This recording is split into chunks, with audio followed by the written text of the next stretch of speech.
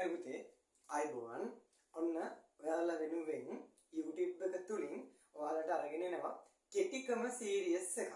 හරිද? ඒකේ පළවෙනි වීඩියෝ එක තමයි මේ. right. අපි මේ වීඩියෝ එකෙන් බලනවා. හරිද?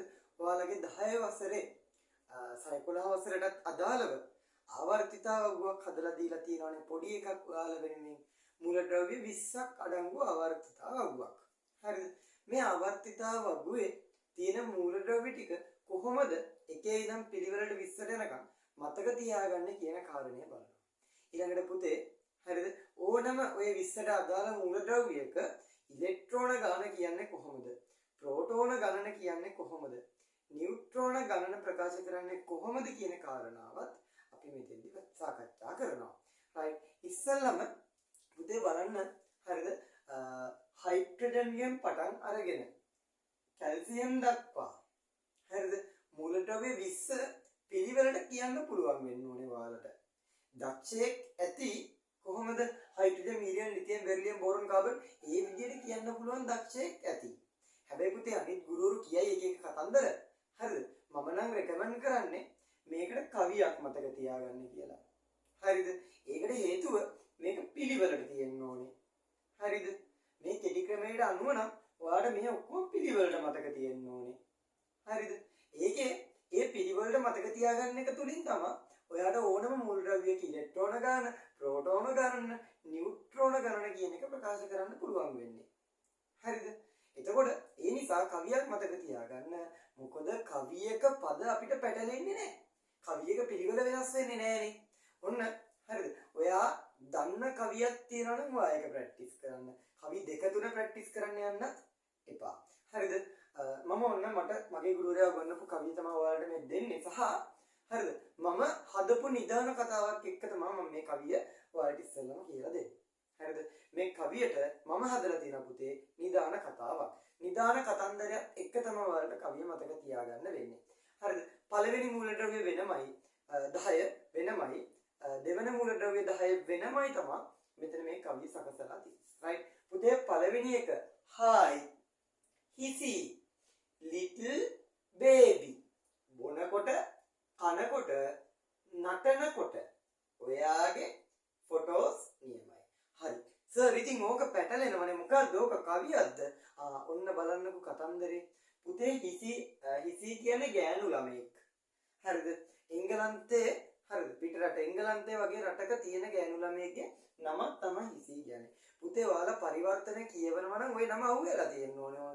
ඔය ඔයාලා කියවනවා නේද පොත් Secret 7 Nancy Drew හරිද? සිංහලෙන් කියොත් සත්සුමිතුරෝ හරිද? ඊට පස්සේ සිව්වේ හලු වික්‍රම ඔය පරිවර්තන කියවන්නේ ඔයාලා. හරිද? එතකොට අර ඉනිට් බ්ලින්ටන් ගිහිම right ඒකේ තියෙන ඔය වොන්තරම් වෙනම අහුවෙලා තියෙන හිසි. පුතේ කල්පනා කරන්න ඔය සමිතියකට වගේ ගියොත් එහෙම ඔය අම්මලා චූටි පොඩි පැටවු එක්කන් ඇවිත් ඉන්නවනේ. ඔය පොඩි ළමයිව බලා ගන්න හරිද? ඔය සමිතියේ මෙන්න ගෑනු ළමයෙක් ඉන්නවා. මතක් කරලා බලන්න. right සමිති සමාගම් වලට අපේ අම්මලා ගියන් පස්සේ චූටි මල්ලිලා නංගිලාව බලා ගන්න එතන වැඩි හිටි ගෑනු ළමයෙක් ඉන්නේ. සමිතියේ පත් කරපු කෙනෙක් නෙවෙයි. සමිතියේ වෙන ගෑනු ළමයි ඉන්නේ. හරිද? ඔය ගෑනු ළමයට පුළුවන් ලස්සන ළමයි බලා ගන්න. අම්බෝ ඕක කරන්න එපා. හරි කියලා ගල් කැඩේ මතර ගත්තාම ලස්සන අතින් අයින් කරනවා ගල් කැඩේ. චූටි ළමයිගේ ගෑනු ළමයි. ඉතින් පුතේ ඔය කන්සෙප්ට් එක පාවිච්චි කරනවා එංගලන්තේ. පොඩි ළමයි බලා ගන්න මේ එංගලන්තේ ඔය දැන් ට්‍රාන්ස්ලේෂන්ස් කියන අය දන්නවා. හරිද? මොකද වෙන්නේ? චූටි ළමයි බලා ගන්න එංගලන්තේ වගේ රටක ගෙදරට ගෙන්නගන්නේ චූටි ගෑනු ළමයි. ඉතින් ගෑනු ළමයිට ලස්සන පොඩි ළමයි බලා ගන්න පුළුවන්. ඉතින් එහෙම ආපු කෙනෙක් තමයි මේ හිසි කියන්නේ. හරිද? little baby. මේ බලා ගන්න චූටි බබාට තමයි අපි කියන්නේ little baby. little කියන්නේ ලිතියම් baby කියන්නේ බෙරි. right? එතකොට බොනකොට කනකොට නටනකොට ඔයාගේ ෆොටෝස් නියමයි. කතන්දරේ වෙන්නේ මෙහෙම දෙයක් පුතේ. හරිද? ඔය එංගලන්තේ වගේ රටක හරිද? මිදුල සකසන්න වෙනම කෙනෙක් ඉන්නවා. උද්‍යාන අලංකරණය සඳහා වෙනම වැඩට කෙනෙක් ඉන්නවා. දැන් එහෙම කෙනෙකුත් මේ ගෙදර ඉන්නවා. මේ හිසි කියන්නේ ලිටල් බේබිය බලා ගන්න යන ගෑනු ළමයා. මේ උද්‍යාන අලංකරණය කරන කෙනාට හිසි ගැන පොඩි ආසාවක් ආදරයක් ඇති වෙනවා. ඉතින් මොකද කරන්නේ? දැන් බොනකොට කනකොට නටනකොට බොන්නේ කන්නේ නටන්නේ කවුද පුතේ? Little baby. හැබැයි ඒ ලිටල් බේබි බොනකොට කනකොට නටනකොට හරිද? මොකද වෙන්නේ? හිසි පොඩි ළමයා ගාව ඉන්නව නේද? හිසිනේ බලාගන්නේ. එතකොට මොකද කරලා තියෙන්නේ? මේ උයම්පල්ල හිසිගේ ෆොටෝ අරගෙන. හරිද? කොයි වෙලාවේද? පොඩි ළමයා කන කොටයි බොන කොටයි නටන කොටයි. ඒක පිළිවෙල බොන කොට කන කොට නටන කොට කියලා. ඒ පිළිවෙලට මම ක්‍රමයක් කියලා දෙන්නම් ඈ. right. එතකොට පොඩි ළමයා බොන කොට කන කොට නටන කොට ඒ ළඟ ඉන්න හිසීගේ ෆොටෝ අරගෙන මේ ගෙදර ඉන්න අනිත් වැඩකාරයා. හරිද? ඒ කරලා හිසීට කියනවා මං ඔයාගේ ෆොටෝ ගත්තා. ඒ ෆොටෝ ලස්සනයි කියලා හිසීට කියනවා පුතේ. ඒක තමයි මේ සින්දුවේ තියෙන්නේ. Hi හිසී මේ little baby බොනකොට කනකොට නටනකොට ඔයාගේ ෆොටෝස් නම් නියමයි. හරිද? අන් එහෙම කියනවා. ලංකාවේ වගේ නම් ඔය වැඩේ කරලා ගිහිල්ලා කිව්වොත් එහෙම ලැජ්ජ නැතුව ටෝන් අර කණ්ඩ ගන්නවා නේද? පිටරට එහෙම නෑ. thank you අනේ කියලා කියන්න ඇති නේද? අපි දන්නේ නෑ. hi හිසී මේ little baby බොනකොට කනකොට නටනකොට ඔයාගේ ෆොටෝස් නම් නියමයි. right. යම්පල්ලා කියන්නේ. පැහැදිලිද? හරිද? ඔන්න එහෙනම්. hi හිසී little baby බොනකොට කනකොට නටනකොට ඔයාගේ ෆොටෝස් නියමයි. පළවෙනි 10 සුපිරි නේද? Hydrogen, helium, lithium, beryllium, boron, carbon, nitrogen, oxygen, fluorine, neon. දැන් පළවෙනි 10 පුළුවන් වෙන්න ඕනේ. මත් එක්ක එකපාරක් කියමු. hi හිසී little baby බොනකොට කනකොට නටනකොට ඔයාගේ ෆොටෝස් නියමයි. right. ඔන්න එතනින් පළවෙනි 10 මම නිමාවටපත් කරනවා. right. පළවෙනි 10 ඉවරයි. right. දැන් තව 10 දෙනෙක් ඉන්නවා. එතනක් තියෙන කතාවක්. පුතේ සෝමා, මැගී, ඇලිස් ඔය නම් ටික හොඳට පුරුදුයි නේද? ටෙලි නාට්‍යවල හැම අර ගමේ හැමතැනම චීත් අදින ගෑනු ඉන්නේ. හරිද? right. දැන් කිසිම අවබෝධයක් නැති පුතෙක් හිතනවත් දන්නේ නැහැ මේ චීත් අපේ අම්මත් අදිනවනේ. ඒ අදින ඇඳුම නෙවෙයි මම කියන්නේ ඈ. right. අර ඕපදූප වෙන ගෑනු ගම් වල ටෙලි නාට්‍යවල ඕපදූප වෙන ගෑනුන්ට දාලා තියෙන මෙන්න මේ නම නේද? සෝමා, මැගී, ඇලිස් ඔය නම් නේද? කෝපි කඩේ තිටි ඇලිස් අක්කා කියලා. ඔයාලා චූටි කාලේ උඩ මමත් චූටි කාලේ දැන් නම් කෝපි කඩේ මෙලොරහක් නැහැ. හරිද? ඇලිසා කියලා ඔය අබිලින් එක්ක කෙනෙක් හිටියා ඕපදූප කියනවා. ඉතින් මේ සෝමා, මැගී, ඇලිස් කියන්නේ ගමේ ඉන්න රොයිටර් තුනක්. චීත්තා දින හරිද? ඕපදූප වෙනේ තුන් දෙනෙක්. right. සෝමයි, මැගී, ඇලිස් කියන්නේ. සිලි කියන්නේ සිලි කියලා කෙනෙක් ඉන්නවා මේ ගමේ. සිලිකන්. හරිද? සිලි පොඩි වැඩක් කරලා. පොස්පරස් කියලා කෙනෙකුත් ඉන්නවා මේ ගමේ. හරිද? පොස්පරස් ගාව තියෙනවා සල්ලි කොලයක්. සිලි මොකද කරන්නේ? මේ සල්ලි කොලේ හොරකම් කරලා. හරිද?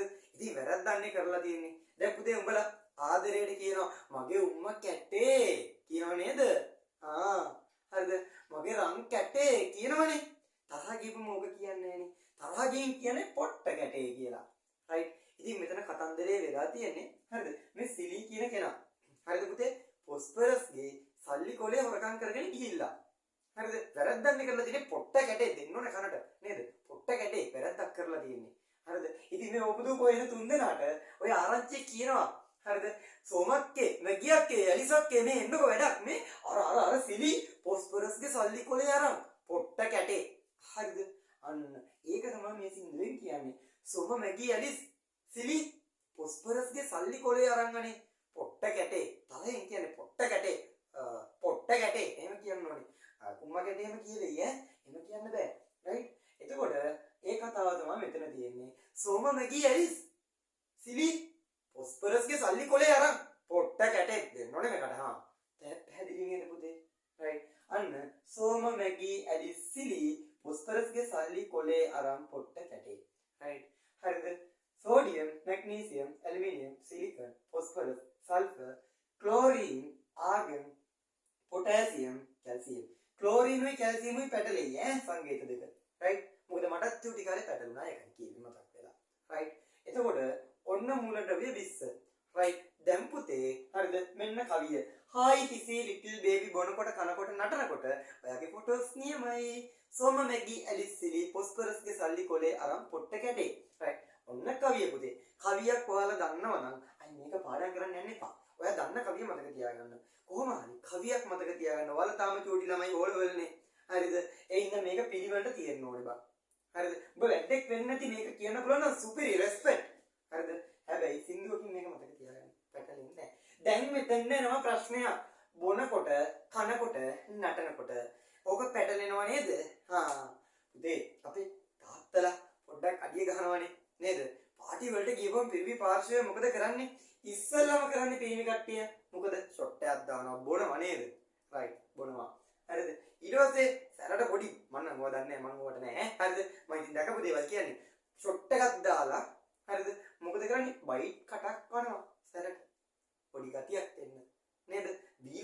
බයිට් කන්නේ. ඒ නැත්තම් මෙහෙමත් කියෙකි. පාටි එකට වගේ ගිහම පිරිමි කට්ටිය ඉස්සලම බොනවා. බීලා ඉවරලා තමයි බත් කන්න එන්නේ. නේද? බීලා කාලා හරිද? හොඳටම ඩෝප්. මොකද වෙන්නේ? ඊට පස්සේ නටනවා. නේද? බීලා ඉවරලානේ කන්නේ. පාටි වලට ගිහපම පිරිමි කට්ටිය. හරිද? බීලා ඊට පස්සේ බයිට් හරි බත් හරි මොනවා හරි කාලා ඩෝප් වුණාන් පස්සේ නටනවා. අන්න ඒ කැලලත් මතක තියාගන්න. පැහැදිලිද? නැත්නම් අපි සාමාන්‍යයෙන් කරන්නේ කාලා බීලානේ කියන්නේ. එහෙමනේ කනකොට බොනකොට කියලානේ කියන්නේ. දැන් මෙතෙන් නනුව බොනකොට කනකොට නටනකොට. ඒක පැටලෙන්න විදියක් නෑ ඔන්න. ඉස්සෙල්ලම පිරිමි කට්ටිය බොන එක කරන්නේ. බීලා බයිට් කනවා. කාලා ඩෝප් වුණාන් පස්සේ නටනවා මෙහෙම නේද? සුපිරි නැටුම් තියෙනවා. රයිට්. එතකොට අන්න ඒ තුනක් පැටලෙන්න විදියක් නෑ ඔන්න පුතේ.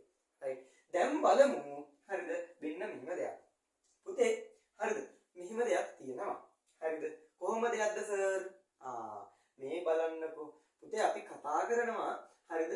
පරමාණුක ක්‍රමාංකය කියලා දෙයක්. හරිද? පරමාණුක ක්‍රමාංකය. පරමාණුක ක්‍රමාංකය. රයිට්. මොකද්ද කතා කරන්නේ? පරමාණුක ක්‍රමාංකය.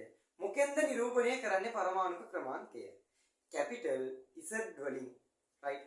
පරමාණුක ක්‍රමාංකය නිරූපණය කරනවා කැපිටල් Z වලින්. හරිද?